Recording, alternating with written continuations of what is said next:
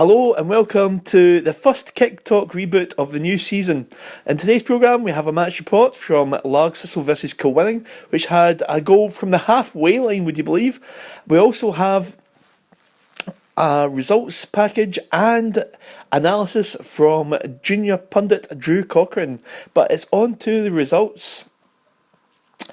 In the Ayrshire games it was Craigmark 1 and Bank 3, Cumnock 6, Lugard 0, Rye 2, Winton Rovers 3, Darvel 2, Ardere 4, Invernvix 0, Halford 1, Kello 1, Glenafton 3, Kilbundy 1, Beath 2, Largs Thistle 2, Kilwinning 2, Muirkirk 0, Girvan 1, Muirkirk 1, Auchinleck 4, Saltcoats 3, Oven Meadow 2, and Whitlets 2, Troon 2.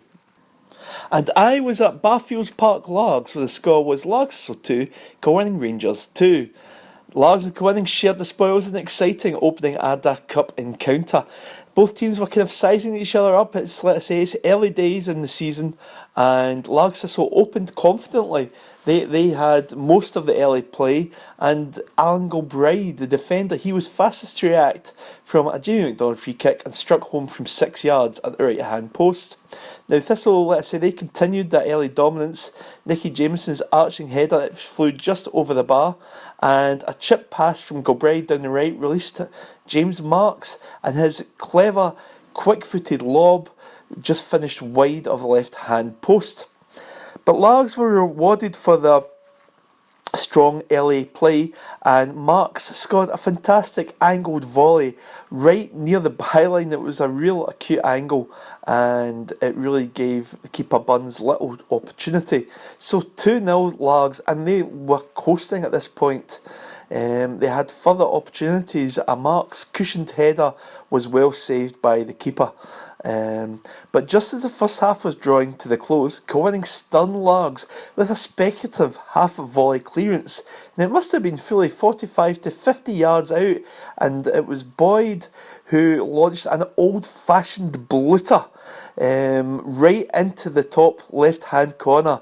Largs keeper Sean Graham, he tried to get to it, but ended up finished behind the line himself with the ball. So half time, and it was 2-1. Kilwinning had that outrageous lifeline, it had to be said, because Largs had really dominated play in that first half, but that meant there was only a goal in it, and for Kilwinning they sensed an opportunity, but Largs still came out the traps well in the second half. Striker Robert Love, he went close. It was a half volley on the turn from 12 yards out, but it just whizzed wide of the left hand post, and keeper Buns was penalised for holding onto the ball outside the box. Matt Bennett's rising free kick, it just had too much pace in it for Marks. He got his head onto it, but it flew over the bar. But Kilwinning, they actually finished the stronger, and they were creating chances towards the end. And in 82 minutes, Maitland equalised. It was a downward header at the right hand post, and that was it. So all equal at the end of the day. Largs will maybe look at it as points dropped. I'm with experienced junior football pundit Drew Cochrane after Largs Thistle's 2-2 draw with Kilwinning. What a dramatic start to the season, Drew. Yeah, it was a good game, I have to say. Largs dominated the first half, I felt, and then Kilwinning came strongly into it in the second half for that 2-2 final result. But, you know, when it was 2-0 to Largs, let's face it, they were cruising at that point. I went to buy a pie and I turned my back on the game because it was just about half time, and I turned round and I saw the ball in the Largs net, not a Buffs player to be anywhere seen, and of course, as you reported, the ball was dispatched from the halfway line. The keeper seemed to have it covered. It could even have gone past the post, and somehow Sean Graham managed to put it into his own net. So that must be a goalie's OG, surely.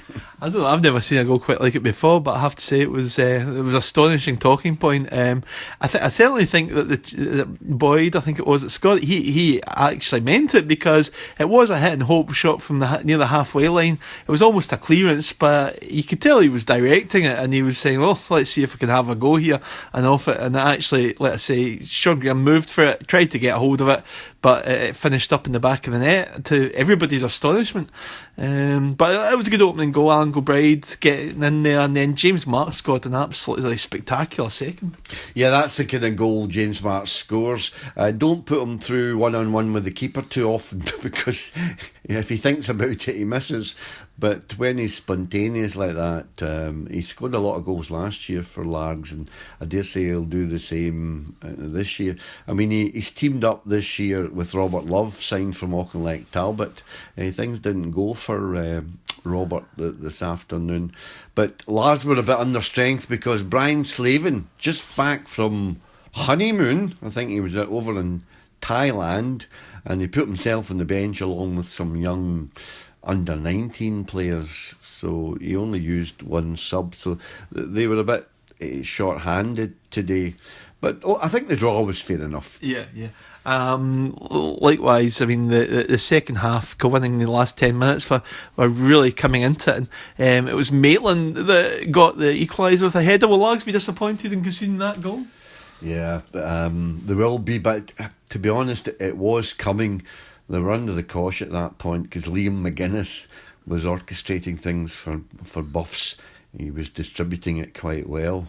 And, you know, Buffs got hold of James Marks in the second half because James had been winning all the high balls and sort of bullying the defenders, but they reorganised. In fact, they brought on the number 12, Tommy. I don't know what his surname is. You'll have it probably in your notes, but he kind of kept Marks in bay.